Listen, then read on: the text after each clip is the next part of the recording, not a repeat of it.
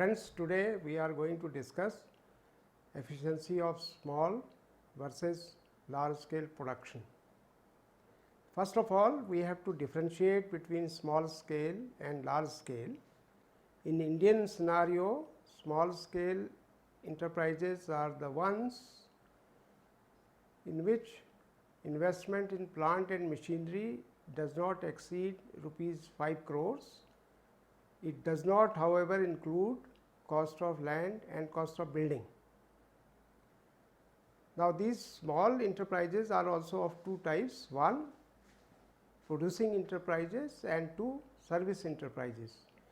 In case of service enterprises, the maximum investment limit is rupees 2 crores on plant and machinery, while in case of small producing enterprises, the limit is 5 crores. Now, within small, in Indian economy, we have tiny sector, ancillary sector and small sector. So, it automatically means that large scale enterprises will be the ones in whom investment limit exceeds rupees 5 crores on plant and machinery. This is the basic difference. The other differences are in terms of organizational characteristics. If you look at small firms, they have informal relationships. There is no divorce between planners and doers. Appointments and promotions often are undertaken on the basis of birth or personal friendship, and everyone prepares much in the production required. But in case of large scale firms, the organizational relationship is formal. There is divorce between planners from doers. The technical qualification is the basis for appointment. There is well defined relationship of rights and duties and obligations, and the communication system is structured, whether it is top to bottom or bottom up communication, it is all structured, while in case of small scale it is open system of communication. The philosophy also varies. In small scale, the entrepreneurship or owner manager are the same, while in case of large scale, the administrator or employee managers run the show. If we look at the source of authority, in small scale sector, there is traditional ownership and personal authority, while in case of large scale authority, the basic philosophy of small scale is there is no difference between ownership and control. Whosoever owns the business also controls the business. There is no conflict between personal and company objectives, and integration of work and social policies are same. While in case of large scale, there is control without ownership, because owner is different and controllers may be different. There can be conflict between personal and organizational goals, and there is economic performance as the ultimate criteria for control and command. So, these are the basic differences between small scale and large scale production. Please keep in mind, we are not discussing small scale industries or large scale industries. We are discussing small scale and large scale production. When we are trying to discuss the efficiency of small scale and large scale production, what are the criteria for assessing the efficiency? Actually, efficiency is defined as getting things done in a time bound manner. We can talk about output per employee as a criteria. We can also talk about capital per employee or total factor productivity as a criteria. We can also talk about technical efficiency. we can talk about assessing the viability of the unit, whether the unit is viable, potentially viable or non-viable. We can talk about managerial practices, techniques utilized by small versus large scale production, whether sound principles of management are being used and where they are being used in small scale or large scale. We can talk about market efficiency, we can talk about economic efficiency, that is the extent to which waste or other undesirable features are abolished. We can talk about Pareto efficiency, that is impossible to make one individual better off without making any other worse off.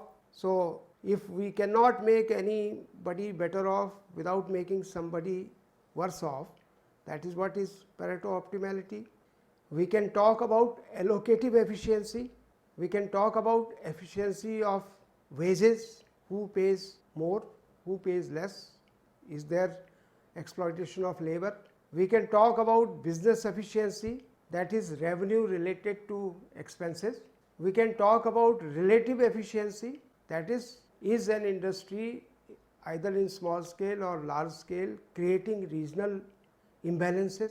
So, there are various criteria I am trying to suggest, and a number of studies have been undertaken while discussing efficiencies. Dhar and Lydell in 1961, Hazra in 1965, Sanders in 1966 and 1969, Goldar in 1985 and 1988, Little, Mazumdar and Pei in 1987, Ramaswamy in 1990, many.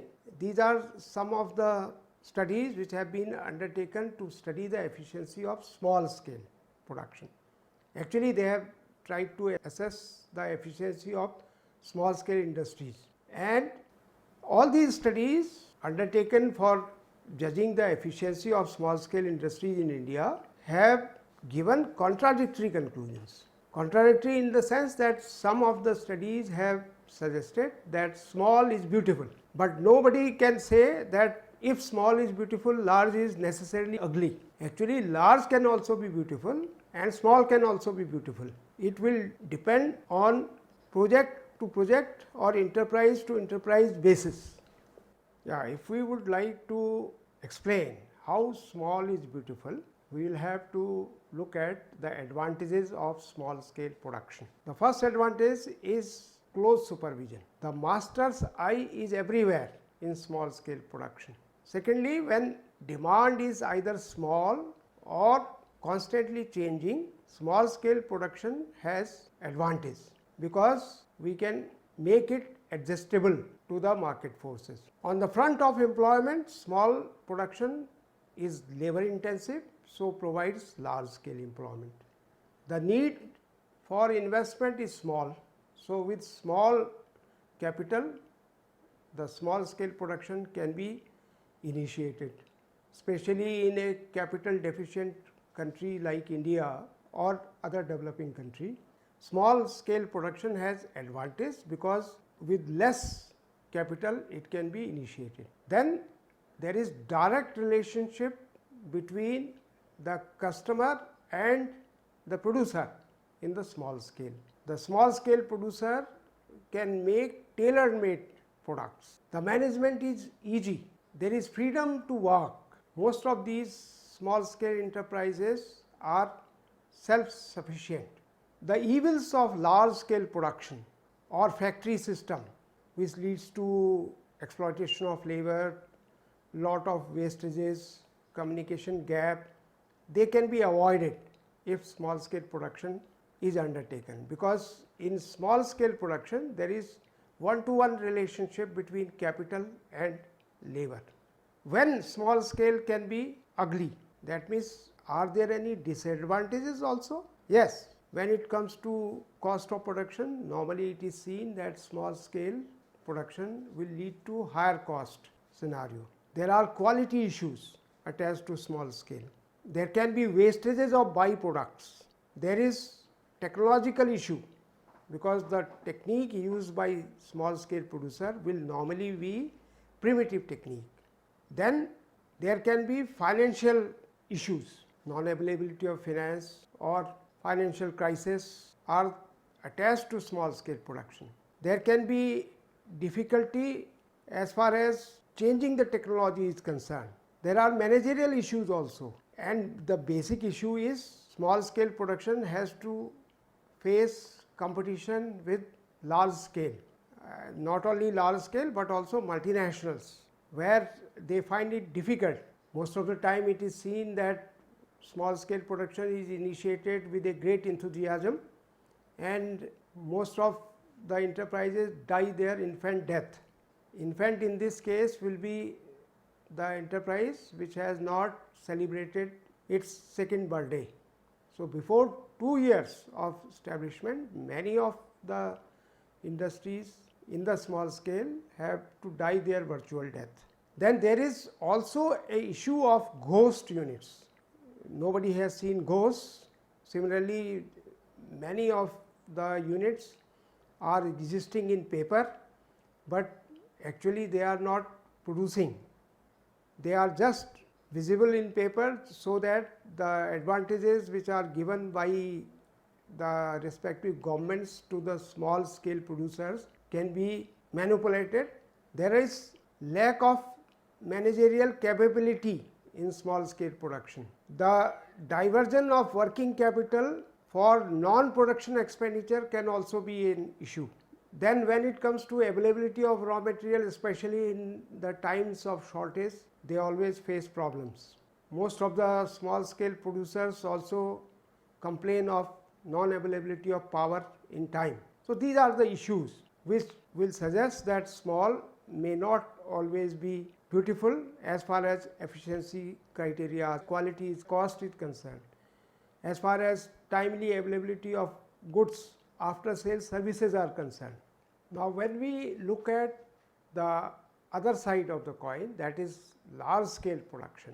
Large scale production can also be beautiful, especially when we are talking about mass production, when we are talking about cost reduction, when we are talking about R&D, because it is the large scale sector which promotes research and development. Even the small scale production cannot take place without large scale, because large scale produces machineries for small scale. So there is complementarity. So we do not have to look at both productions as one versus another. Actually, there has to be coexistence of small scale as well as large scale, because large scale has to teach many things to small scale. Similarly, small scale can also teach many things to large scale. You have seen that when it comes to economies of scale, which are basically of two types, internal economies and external economies. Internal economies are the economies which are arising due to indivisibility or due to specialization, like technical economies, that is economies of superior technique, and economies arising due to cost reduction, economies of division of labor and specialization, economies of linked processes, economies of the use of the products, especially the byproducts. Then marketing economies like bulk purchases, quality inputs, prompt availability of transport on concessional rates, managerial economies like functional specialization, which increases productive efficiency of the employee of the firm and reduces per unit cost of management, financial economies, cheap and timely availability of finance through market or through banking institutions, risk bearing economies, economies of research and development, economies of welfare like better living conditions to the employees, better working conditions. They are all internal economies. Then we also have external economies like economies of concentration, economies of information sharing from one another, learning from one another, learning with one another, economies of welfare like housing, health, sanitation, training institutes which can come up in the vicinity.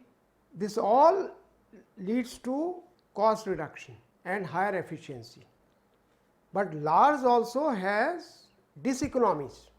You have seen that the economies can be reaped up to an extent, but if the project becomes too large, then diseconomies may crop in. Everybody's responsibility may become nobody's responsibility. There can be financial diseconomies, managerial diseconomies, marketing diseconomies, technical diseconomies, diseconomies of risk taking, shortage of transport, power, equipments, raw material. So, it will depend upon which side is heavier. Are the advantages more or disadvantages more? This being the experience that large is always beautiful, then have you ever thought why so many large scale enterprises shut their doors? Why they incur losses? As in case of small scale, we were saying that many of the small scale enterprises die their infant death. Many of the large scale businesses have also been seen closing. It must be borne in mind that our comparison has been between small scale production and large scale production, and not between small scale production and monopolized production. The whole matter of relative advantages of small scale and large scale production has been of rather acrimonious debate and can by no means be regarded as settled. Which is better, small scale production or large scale? The issue has not been settled by the economists. The studies point out that small scale production against advantages of large scale production at least seem to be a promise in certain areas, but not in all areas. Similarly, large scale has an edge all the time over small scale is not our conclusion. So, we will have to analyze small versus large, and we have to conclude by saying that the debate continues. The empirical evidences are not suggesting that small only is beautiful, as if large is always ugly. By the way, the other side of the coin is also true. Large is also not always beautiful, small may also be beautiful. So, this is what we have to keep in mind. Thank you.